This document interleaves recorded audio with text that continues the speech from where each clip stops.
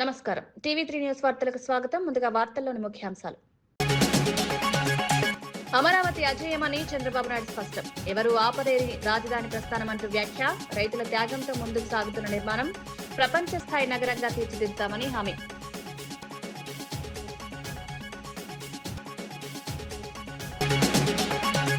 భూభారతి చట్టంతో రైతులకు భరోసా కల్పించామని మంత్రి పొంగులేటి. ధరణి రద్దుతో భూములపై హక్కులు భద్రంగా ఉన్నాయని వ్యాఖ్య.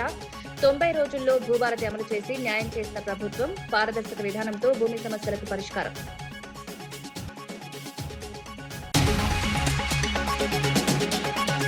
యూరియా ఫ్యాక్టరీ సమస్యలపై కేంద్రంపై బలరామనాయుడు ప్రశ్నలు. తరచూ ఉత్పత్తి నిలిపివేతతో రైతులకు ఇబ్బందులు.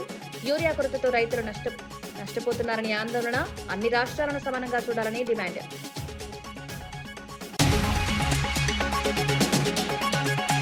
అమరావతి బిల్లుకు బీజేపీ ఎంపీ సత్యనారాయణరాజు మద్దతు. రైతుల నమ్మకాన్ని నిలబెట్టాలని వ్యాఖ్య. విభజనలో ఏపీకి నష్టం జరిగిందని ప్రస్తావన. కేంద్ర సహకారంతో అమరావతి అభివృద్ధి వేగం.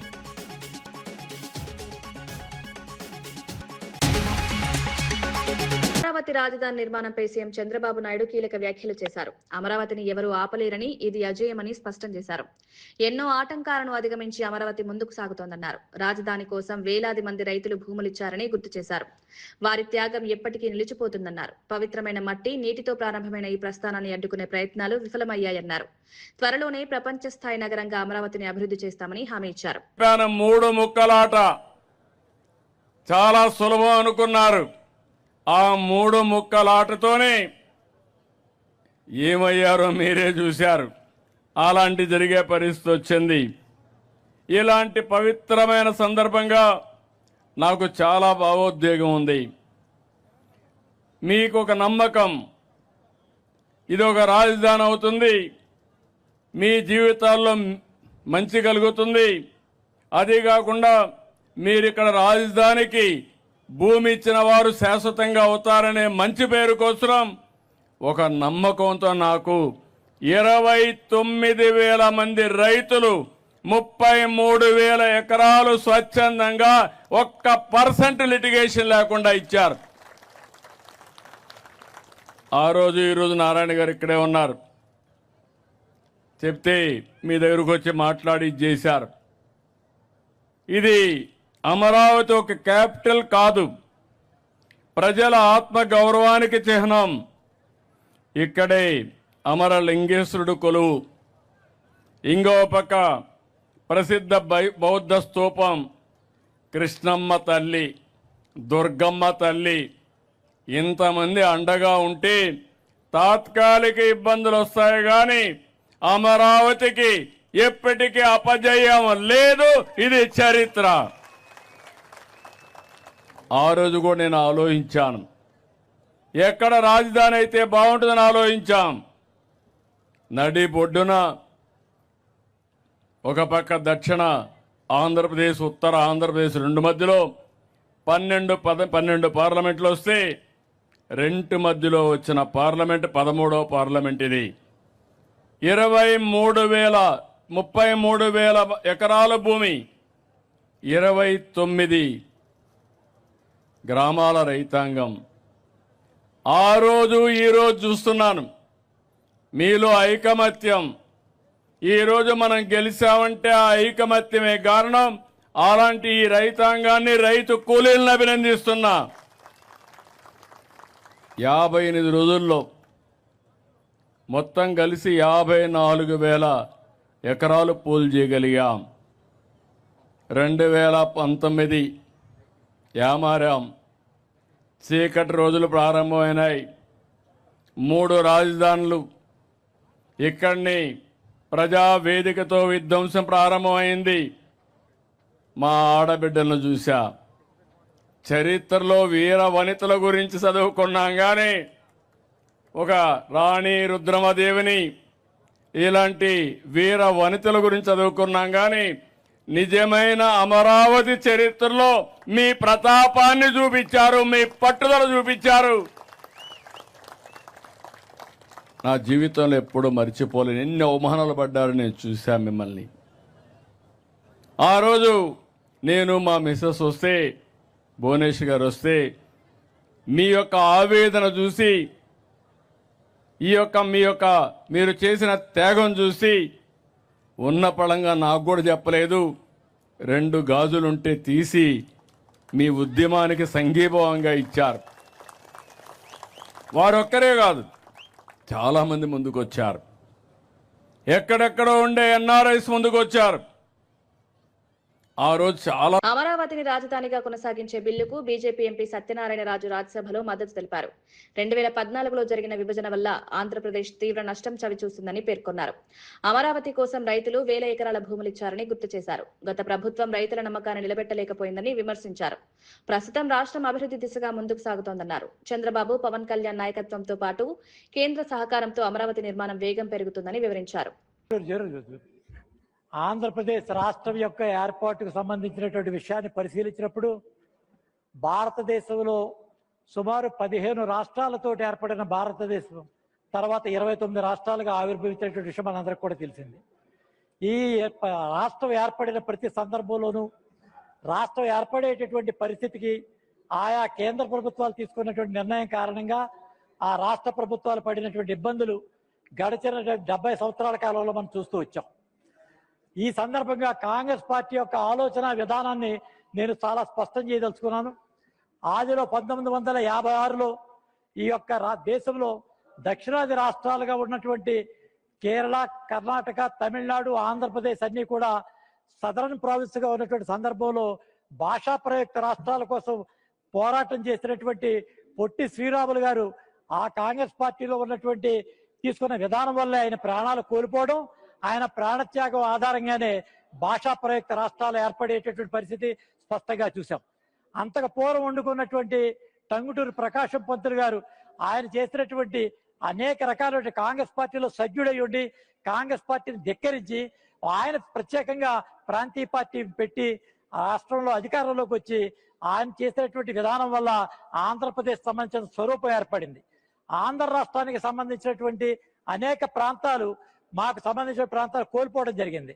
ఉదాహరణగా బెరంపురం అనేది ఒరిస్సాకు కోల్పోయాం, బల్లార్ అనేది కర్ణాటక కోల్పోయాం, అదే రకంగా కరీంనగర్కి సంబంధించినటువంటి ప్రాంతం మేము మహారాష్ట్రకు కోల్పోయినటువంటి పరిస్థితి, అనేక పరిస్థితుల్లో కోల్పోయినటువంటి ఈ యొక్క ఆంధ్రప్రదేశ్ 1956లో ఆంధ్రప్రదేశ్ రాష్ట్రంగా ఏర్పడి ఆ ఏర్పడినటువంటి పరిస్థితిలో శ్రీబాగ్ ఒడంబడిక మేరకు కర్నూలు రాజధానిగా దాన్ని గుర్తించి పంపించినటువంటి విషయం కూడా చరిత్ర మనకు చెప్తూ వచ్చింది. 56 తర్వాత జరిగినటువంటి విషయంలో మరి తెలుగు మాట్లాడేటటువంటి అన్ని ప్రాంతాలు ఒకటిగా ఉండాలనేటువంటి భాషా ప్రయుక్త ఆలోచన విధంగా తెలంగాణలో ఉన్నటువంటి బూర్గుల రామకృష్ణారావు గారి యొక్క అభ్యర్థన మేరకు ఆనాడు హైదరాబాద్ లో ఉన్నటువంటి నిజాం పాలనని అంతమొందిస్తూ వారి యొక్క ఆస్తులను దఖలపరిచే కోసం ప్రత్యేకమైనటువంటి నిర్ణయంతో హైదరాబాద్ ని ఆంధ్రప్రదేశ్ రాష్ట్రంగా దాన్ని కలిపి హైదరాబాద్ రాజధానిగా దాన్ని ఏర్పాటు చేసేటువంటి విషయం కూడా మనందరికి కూడా తెలిసేటువంటి విషయమే. అయితే సమస్య విషయం అన్ని కూడా పరిశీలించిన తర్వాత చాలా స్పష్టంగా మనకు తేలినటువంటి విషయం ఏంటంటే రాష్ట్రాల యొక్క ఏర్పాటులో కేంద్రం సరైనటువంటి నిర్ణయం తీసుకునే కారణంగా ఆ రాష్ట్రాలు పడేటటువంటి అతి పెద్ద ఇబ్బందే ఇవాళ ఆంధ్రప్రదేశ్ ఏర్పడింది అనేటువంటి విషయాన్ని ఈ వేదిక ద్వారా చాలా స్పష్టం చేస్తా ఉన్నాను. కారణం ఏంటంటే అనాలోచిత నిర్ణయం వల్ల 2014లో కేవలం ఒక ప్రాంతీయ బీఆర్ఎస్ అనేటువంటి ఆవేళ మరి తెలంగాణ రాష్ట్ర సమితి నాయకుడు విద్వేషాలు రెచ్చగొట్టి తెలంగాణల మధ్య అనేక రకాలైనటువంటి ఇబ్బందులు పెట్టి కేంద్ర ప్రభుత్వం ద్వారా అప్పుడు ఉన్నటువంటి కాంగ్రెస్ ప్రభుత్వం ఈ యొక్క రాష్ట్రాలను 2 కూడా ఏర్పాటు చేసేటువంటి సందర్భంలో స్పష్టత లేనటువంటి కారణంగా కేవలం ఎన్నికలే లక్ష్యంగా 2014కు తీసుకున్నటువంటి నిర్ణయం మేరకి ఈ రకమైన నష్టం జరిగింది. దురదృష్టం ఏంటంటే ఆనాడు ఉన్నటువంటి రాజకీయ పార్టీలు కేవలం రాష్ట్రం విడివడాలని ఒకటి, విడకూడదనేటటువంటి 2 ఆలోచనలతో ఉన్నారు తప్ప విడితే మాకేమి కావాలి అనేటటువంటి ఆలోచన కానీ ఇది ఎట్టి పరిస్థితుల్లోనూ విడిపోదనేటటువంటి ఒక నమ్మకంతో ఉన్న కారణంగా ఆంధ్రప్రదేశ్ రాష్ట్రం యొక్క భవిష్యత్తు అగమ్య గోచరంగా తయారై ఇవాళ ఈ రకమైనటువంటి స్థితికి వచ్చిందని చెప్పి మీ ద్వారా తెలియజేస్తారు సార్. ఈ రోజు ప్రత్యేకంగా 2014లో రాష్ట్ర విభజన తర్వాత అప్పుడు ఉన్నటువంటి తెలుగుదేశం ప్రభుత్వంతో భారతీయ జనతా పార్టీకి ఉన్నటువంటి రాజకీయ అవగాహన మేరకు మేము ప్రత్యేకమైనటువంటి అమరావతి అనేటటువంటి రాష్ట్రాన్ని నారా చంద్రబాబు నాయుడు గారి నేతృత్వంలో దాన్ని ఏర్పాటు చేసేటువంటి పరిస్థితి మనందరికీ కూడా తెలిసింది. అయితే ఆర్టికల్ 3 ప్రకారం కేంద్రం తన యొక్క విచక్షణాధికారం కింద తమిళ వెట్రికలగం అధినేత దళపతి విజయ్ రాజకీయాల్లో కీలక అడుగు వేశారు. తిరుచిరాపల్లి తూర్పు నియోజకవర్గం నుంచి అభ్యర్థిగా నామినేషన్ దాఖలు చేశారు. భారీ ర్యాలీతో వచ్చిన ఆయన రిటర్నింగ్ అధికారికి పత్రాలు సమర్పించారు. విజయ్ రాకతో తిరుచిరాపల్లిలో పండుగ వాతావరణం నెలకొంది. అభిమానులు, పార్టీ కార్యకర్తలు పెద్ద సంఖ్యలో పాల్గొన్నారు. రాజకీయాల్లోకి వచ్చిన తర్వాత విజయ్ వేస్తున్న తొలి అడుగు కావడంతో తమిళనాట ఆసక్తి నెలకొంది.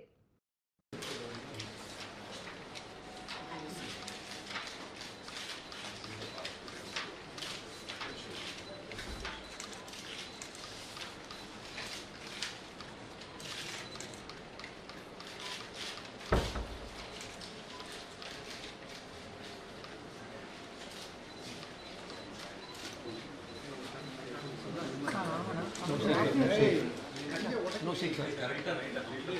No shake, please.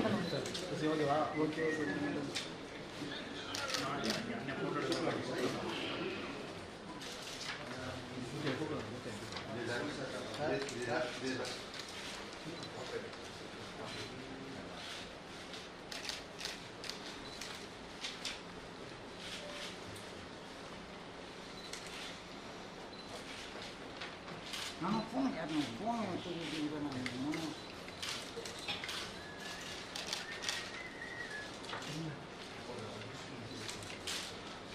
camera down.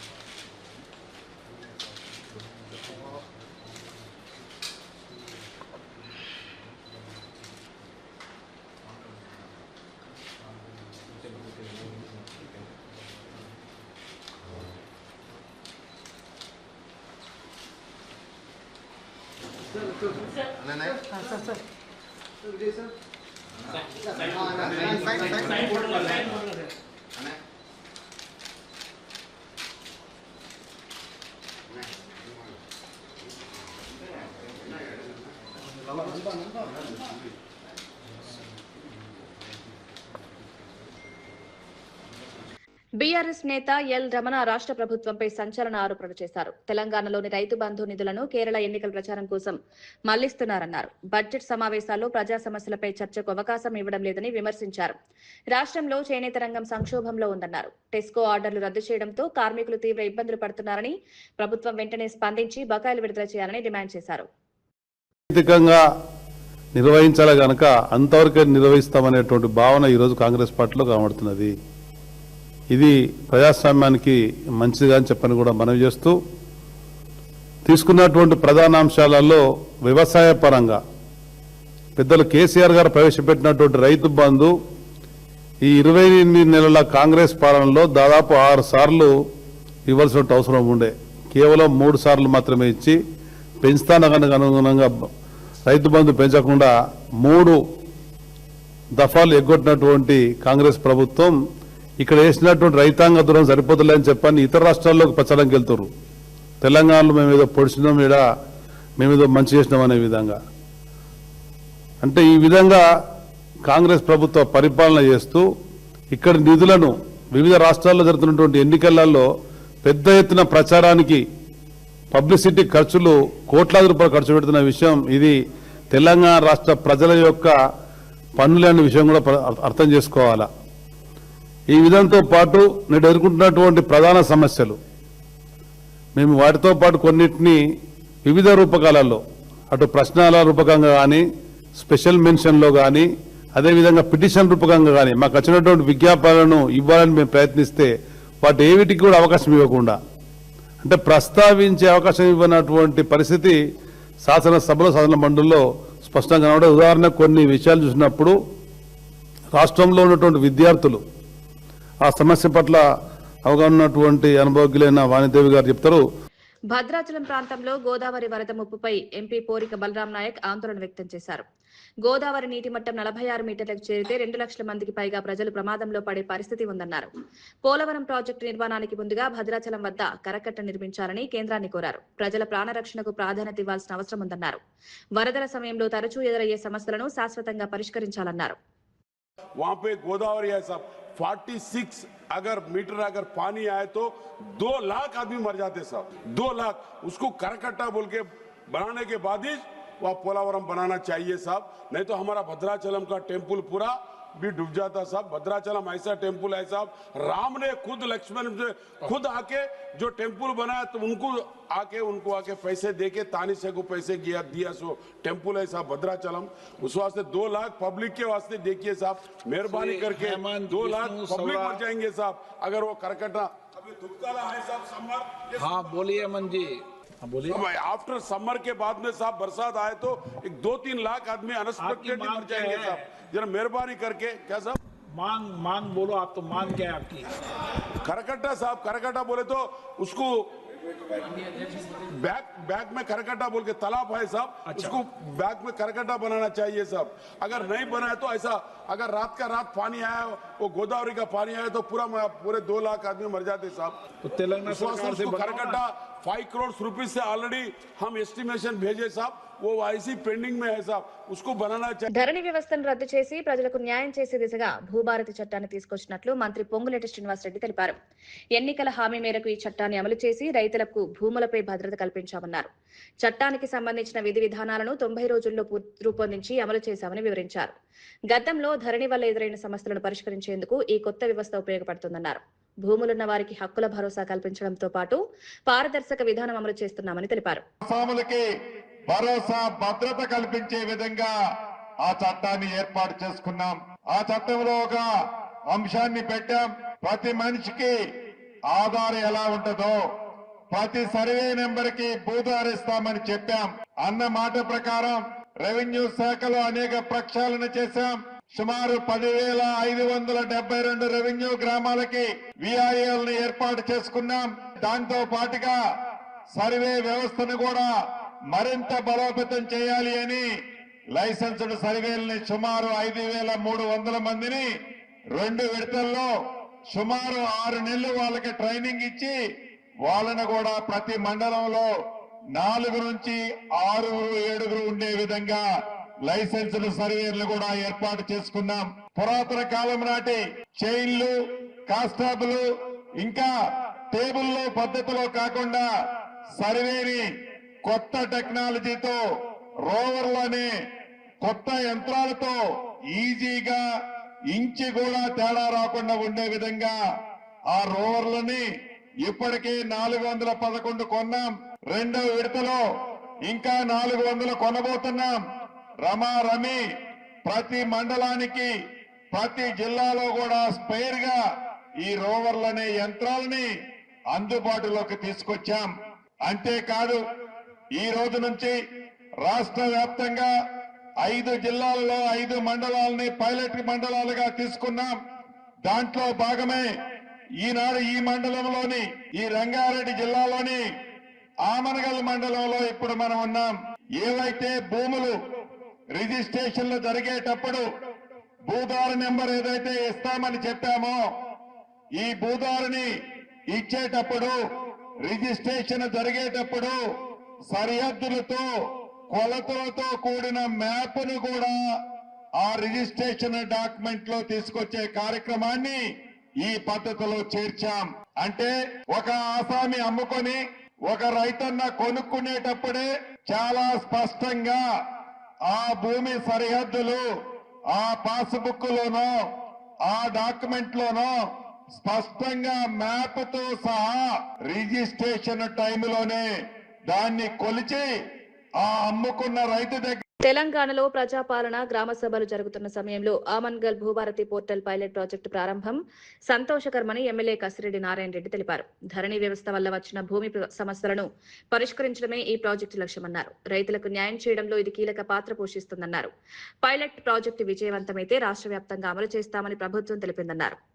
Amangal నుంచి పైలట్ ప్రాజెక్ట్ కింద తీసుకోవడం సంతోషం. దీనికి గౌరవ మంత్రివర్యులు పెద్దలు శ్రీనివాస్ రెడ్డి గారు ముఖ్య అతిథిగా, మరి వారి శాఖ ఈరోజు తెలంగాణ వ్యాప్తంగా అంటే అందరికీ ఉపయోగపడేటువంటిది ఈ కార్యక్రమానికి వచ్చినందుకు వారికి ధన్యవాదాలు తెలియజేస్తూ, అదేవిధంగా ఇక్కడికి విచ్చేసినటువంటి సెక్రటరీ రెవెన్యూ లోకేష్ గారికి, అదేవిధంగా అడిషనల్ కలెక్టర్ చంద్రారెడ్డి గారికి, మిత్రులు బాలాసింగ్ గారికి, అదేవిధంగా మున్సిపల్ చైర్పర్సన్ పత్యనాయక్ గారికి, ఈ వార్డు మెంబర్ అయినటువంటి అనితా శ్రీనివాస్ రెడ్డి గారికి, ఇక్కడికి విచ్చేసినటువంటి మున్సిపల్ చైర్మన్ గారికి, అదేవిధంగా ఎంఆర్ఓ గారికి, ఆర్డీఓ గారికి, అన్ని డిపార్ట్మెంట్స్కి చెందినటువంటి అధికారులకు, మా మండల party presidents, block Congress president, అదేవిధంగా ఇక్కడికి విచ్చేసినటువంటి నాయకులకు, అక్క చెల్లెళ్లకు, అన్నదమ్ముళ్లకు అందరికీ నా హృదయపూర్వక నమస్కారాలు తెలియజేస్తా ఉన్నాను. చాలా సంతోషం. గత ప్రభుత్వం దాదాపుగా 10 సంవత్సరాలు, అందులో భాగంగా ధరణిలో భూముల బాధలు ఉన్నాయి, ఆ బాధలను తగ్గిస్తాం, అందరికీ న్యాయం చేస్తామని చెప్పేసి ధరణి తీసుకొచ్చి మరి ఇంకా ఎక్కువ సమస్యలు తీసుకొచ్చినటువంటి సందర్భం. కాంగ్రెస్ ప్రభుత్వం వస్తే రైతులకు ముఖ్యంగా ఈ భూమి బాధలు కూడా పోయే విధంగా తీసుకొస్తామని చెప్పేసి కాంగ్రెస్ ప్రభుత్వం చెప్పినటువంటిది. ఆ రోజు ఈ ఆమన్గల్కి వచ్చినది పైలట్ ప్రాజెక్టు కింద మన ఆమన్గల్ను రంగారెడ్డి జిల్లా నుంచి ఎన్నుకున్నందుకు గౌరవ మంత్రి గారికి, అదేవిధంగా ప్రభుత్వానికి ధన్యవాదాలు తెలియజేసుకుంటూ, మరి ఇక్కడ ఉన్నటువంటి సమస్యల గురించి చాలా మంది రైతులు అధికారుల చుట్టూ కానీ ఆఫీసుల చుట్టూ తిరిగినటువంటి సందర్భం, అవన్నీ పోవడానికి ఈరోజు మన ఆమన్గల్కి వచ్చినది. దీని ద్వారా ఎంత బాగా ఇక్కడ సక్సెస్ అయితే. రామగుండంలోని యూరియా ఫ్యాక్టరీపై పోరిక బలరాం నాయక్ ఆందోళన వ్యక్తం చేశారు. 10 సంవత్సరాలుగా అందుబాటులో ఉన్నప్పటికీ తరచూ ఉత్పత్తి నిలిపివేస్తున్నారన్నారు. ప్రతి ఏడాది 6 నుంచి 12 సార్లు సమస్యలు తలెత్తడం రైతులకు ఇబ్బందులు కలిగిస్తోందన్నారు. యూరియా కొరత వల్ల లక్షలాది మంది రైతులు నష్టపోతున్నారని పేర్కొన్నారు. కేంద్ర ప్రభుత్వం అన్ని రాష్ట్రాలను సమానంగా చూడాల్సిన బాధ్యత ఉందన్నారు. కాంగ్రెస్ పాలిత రాష్ట్రాలపై వివక్ష చూపడం సరైంది కాదని స్పష్టం చేశారు.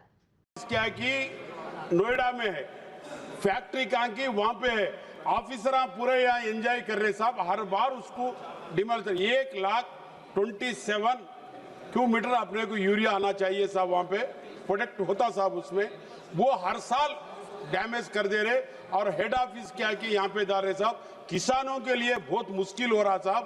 हर भारत में उसमें तेलंगाना में हमारे यूरिया इतना जरूरत है साहब, किसानों के लिए बहुत जरूरत है साहब। वो पूरा यूरिया हम सप्लाई नहीं करना पा रहे साहब गवर्नमेंट। और देखिए साहब, ये तेलंगाना में ऐसा हो रही है हमारे कांग्रेस गवर्नमेंट बोल के, नहीं तो भारत में भी पूरा ऐसा. ఎమ్మెల్యే బుసినే విరూపాక్షి రాష్ట్ర ప్రభుత్వ పనితీరుపై విమర్శలు చేశారు. కూటమి నాయకులు మాటలకే పరిమితమవుతున్నారన్నారు. 2 ఏళ్లలో గణనీయమైన అభివృద్ధి కనిపించలేదని పేర్కొన్నారు. ప్రజలకు ఇచ్చిన హామీలు అమలు కాలేదన్నారు. ప్రభుత్వం పనితీరును ప్రజలు గమనిస్తున్నారని తెలిపారు. అభివృద్ధి పేరుతో చెప్పేది జరిగేది వేర్వేరుగా ఉందని విమర్శించారు. ప్రజల సమస్యలను పరిష్కరించడంలో ప్రభుత్వం విఫలమైందని ఆరోపించారు. సర్వే చేసినారా అంత ఎస్టిమేషన్ చేసి పంపించినారు, దానికి ఎవరు ఇలా ప్రభుత్వం ఇవ్వలేదు. నిధులు వాళ్ళు ఏం చేస్తారు, ఆఫీసర్లు ఏం చేస్తారు, వాళ్ళు ఏవైతే తీసుకున్నారు అక్కడ. ఎందుకంటే ఎస్ఎస్ ట్యాంకులు ఉన్నాయి మన చింతకుంట దగ్గర, బాబు దగ్గర, అవి చిన్నవైపోయినాయి. అప్పుడు జనాభా ప్రకారం ఎప్పుడో దాదాపుగా 40 ఏళ్ళ కింద పెట్టిన ఆ జనాభా ప్రకారం వాళ్ళ లెక్కల ప్రకారం ఎస్ఎస్ ట్యాంకులు కట్టినారు. ఇప్పుడు జనాభా పెరిగిపోయింది కదా, పెరిగిపోయింది కాబట్టి ఆ జనాభా ప్రకారం ఆ జనాభా ఎస్ఐ ఎక్కడంటే అక్కడ ఎక్స్చేంజ్ చేయాల. అది స్థలంగానే ఉంది, నేను చెప్పినాను, పోయి చూసేసినారు. ఇంతవరకు చిత్తలకి ఎత్తలేదు. గజ్జల దగ్గర అంతే, అక్కడ ఒక్కటే. ఇప్పుడు నీళ్లు బంద్ అయితే, నీళ్లు బంద్ అయినాయి, ఎల్ఎల్సీకి నీళ్లు బంద్ 1 నెల మాత్రమే ఉంటాయి నీళ్ళు. చిన్న ఎస్ఎస్ ట్యాంక్ అయిపోతాయి నీళ్ళు. పక్కలో కెనాల్ పక్కలో ఉంది, అదిగాని చెప్పినాను. ఆ సమితిగారు కదా ఎస్ఎస్ ట్యాంక్ అంటే అక్కడ నీళ్ళు లేవు. ఎస్ఎస్ ట్యాంక్ కట్టాలంటే అక్కడ చెప్పినాను. ఎక్కడ అసలు వీళ్ళు ఎక్కడ పట్టించుకునేది లేదు. మన నగడోని రిజర్వేర్ అయితే దానికి బిల్లు ఇస్తే నగడో రిజర్వేర్ అయిపోతారు. దానికి దాదాపు 20 కోట్ల బిల్లులు పెండింగ్ ఉన్నాయి. దానికి ఇంతవరకు చిత్తలకి ఎదురారు. ఎక్కడ ఇచ్చింది, ఎక్కడ డెవలప్మెంట్ చేసినారు, డెవలప్మెంట్ చేసినారు. వాళ్ళు అనుకుంటే వాళ్ళు అంతే.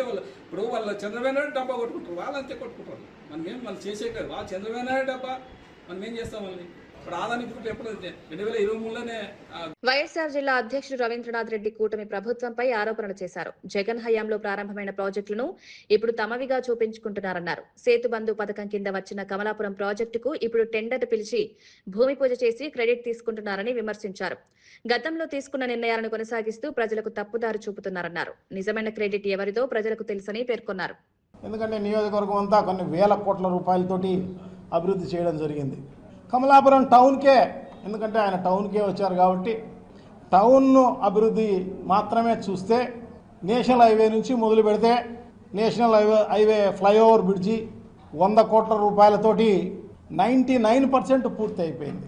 ఫారెస్ట్ క్లియరెన్సు అంత కలిపిన ఎకరా కూడా ఉండదేమో. దానివల్ల అది కొంచెం డిలే అయిపోయింది. తర్వాత ఎలక్షన్ రావడం జరిగింది. తర్వాత అది గొప్పగా మేమే చేసినామని చెప్పేసి గతంలో ఓపెన్ చేయడం కూడా జరిగింది. సో అది నేషనల్ హైవే నుంచి అంటే అడ్డా రోడ్డు నుంచి మొదలు పెడితే ఆ పక్కనే మార్కెట్ యార్డ్ ఉంటుంది.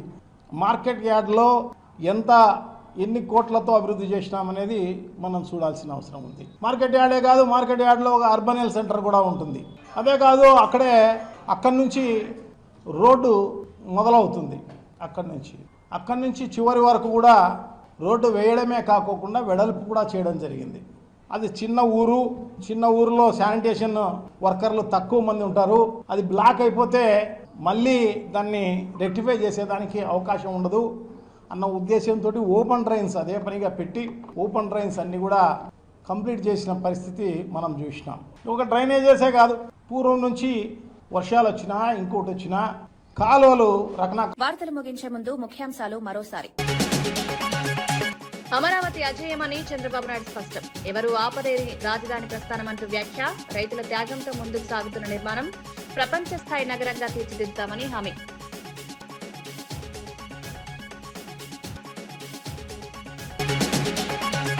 భూభారతి చట్టంతో రైతులకు భరోసా కల్పించామని మంత్రి పొంగులేటి. ధరణి రద్దుతో భూములపై హక్కులు భద్రంగా ఉన్నాయని వ్యాఖ్య. 90 రోజుల్లో భూభారతి అమలు చేసి న్యాయం చేసిన ప్రభుత్వం. పారదర్శక విధానంతో భూమి సమస్యలకు పరిష్కారం.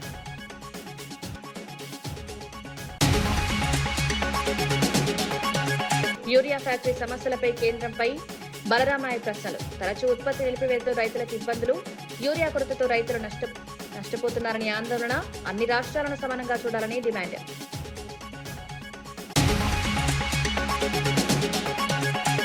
అమరావతి బిల్లుకు బీజేపీ ఎంపీ సత్యనారాయణరాజు మద్దతు. రైతుల నమ్మకాన్ని నిలబెట్టాలని వ్యాఖ్య.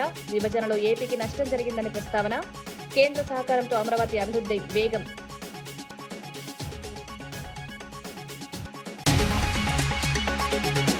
ఇవి ఈనాటి వార్తా విశేషాలు. మరో బులెటిన్లో మళ్ళీ కలుద్దాం. నమస్కారం.